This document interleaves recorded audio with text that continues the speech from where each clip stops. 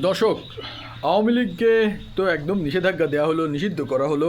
বাংলাদেশের যে দলটি স্বাধীনতার সাথে জড়িত, বাংলাদেশের সবচেয়ে প্রাচীন দল এই আওয়ামী লীগ, বঙ্গবন্ধুর হাতে গড়া।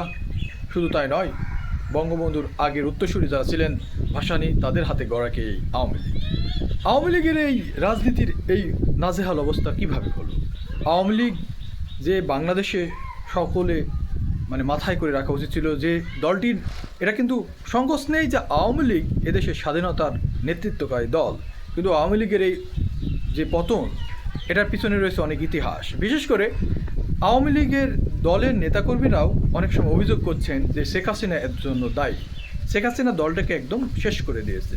আসলে আওয়ামী লীগের যে নেতৃত্ব, বর্তমানে যে নেতৃত্ব দেওয়ার মতো লোকই নেই, কিন্তু শেখ হাসিনা শুধু একাদোষ কেন পাবে?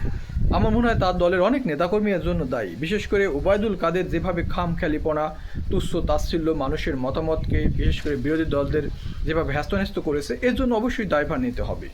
এই আওয়ামী লীগ ভোট ছাড়া যে 3বার ইলেকশন করেছে, এর দায় নিতে হবে। সুতরাং শেখ হাসিনা শুধু একা নয়, পুরো দলটাকেই নিতে হবে। আর শেখ হাসিনাকে এজন্য সবাই দায়ী করে যে যেহেতু তিনি তার প্রধান, তো দায়িত্ব তাকেও নিতে হবে, এটাই মূল বিষয়। কিন্তু আওয়ামী লীগ এই পর্যায়ে আসাতে এটা শেখ হাসিনাকেই দায় নিতে হবে।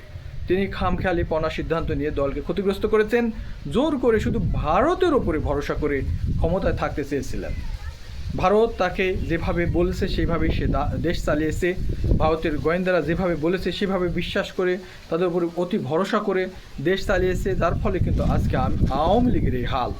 আওয়ামী লীগই তো থাকবে সবার উপরে, আওয়ামী লীগ দেশের নেতৃত্বে থাকবে সবার উপরে, কিন্তু সেই অবস্থা কেন এমন ভুলণ্ডিত হলো? কারণ আওয়ামী লীগ অনেক ভুল করেছে। দেশের মানুষকে তারা কখনো স্পেস দেয়নি কথা বলার, ভোটের অধিকারের স্পেস দেয়নি, যার ফলে আজ আওয়ামী লীগের এই অবস্থা। দর্শক, আমি মনে করি যে আগামী দিনে হয়তো আরও অনেক কিছু উত্থান পতন ঘটবে, সেটা সময়ের ব্যাপার। সময় কি হবে সেটা কেউ বলতে পারে না সৃষ্টিকর্তা ছাড়া। তবে আওয়ামী লীগের যে অবস্থা এখন, সেটা ফিরতে অনেক সময় লাগবে। দু একদিন আগে নিষেধাজ্ঞা হয়েছে, তারপরে আপনার তাদের নিবন্ধনও বাতিল হলো, নৌকা প্রতীক নিয়ে আর ভোট করতে পারবে না। কবে দেশে ফিরবে শেখ হাসিনা, তার অনিশ্চয়তা ক্যারিয়ার, কারণ তার নামে যত মামলা হয়েছে 200-র ওপরে, সবই মার্ডারের মামলা। সুতরাং খুব একটা খারাপ সময় অতিবাহিত হবে এই আওয়ামী লীগের আগামী দিনগুলোতে।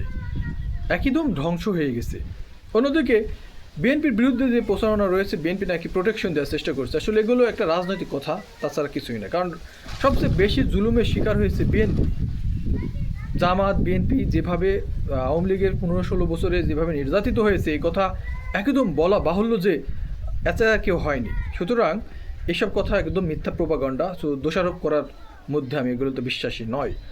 আওয়ামী লীগ নিজের ক্ষতি নিজে করেছে। বিএনপির ওপরে তারা যেভাবে জুলুম স্ট্রিম রুলার চালিয়েছে জামাতের উপরে, সুতরাং এইগুলো দায় এখন তাদের নিতে হবে। তাছাড়া অনেকগুলো গণহত্যা আওয়ামী লীগ করেছে। সুতরাং আওয়ামী লীগের এই জিনিসগুলোকে স্বীকার করতে হবে, ভুলগুলো স্বীকার করতে হবে। আওয়ামী লীগ যদি ভবিষ্যতে কোনো রূপে ফিরে আসতে চায় মানুষের মাঝে, তাদের নিজস্ব ভোট ব্যাংক রেখে সাপোর্টার রয়েছে, তাদের কাছে ফিরতে হলে আওয়ামী লীগকে ওয়াদাবদ্ধ করে যদি তারা নতুন রূপে কোনোভাবে ফিরতে পারে, তবে এদেশের মানুষ কীভাবে গ্রহণ করবে সেটা সময়ের ব্যাপার। তবে ব্যক্তিগতভাবে মনে করি যে এই সময়টা উপলব্ধি করতে হবে এই আওয়ামী লীগের এই হাল কেন হলো। এর জন্য অবশ্যই আওয়ামী লীগই দায়ী, আওয়ামী লীগের নেতাকর্মীরা দায়ী।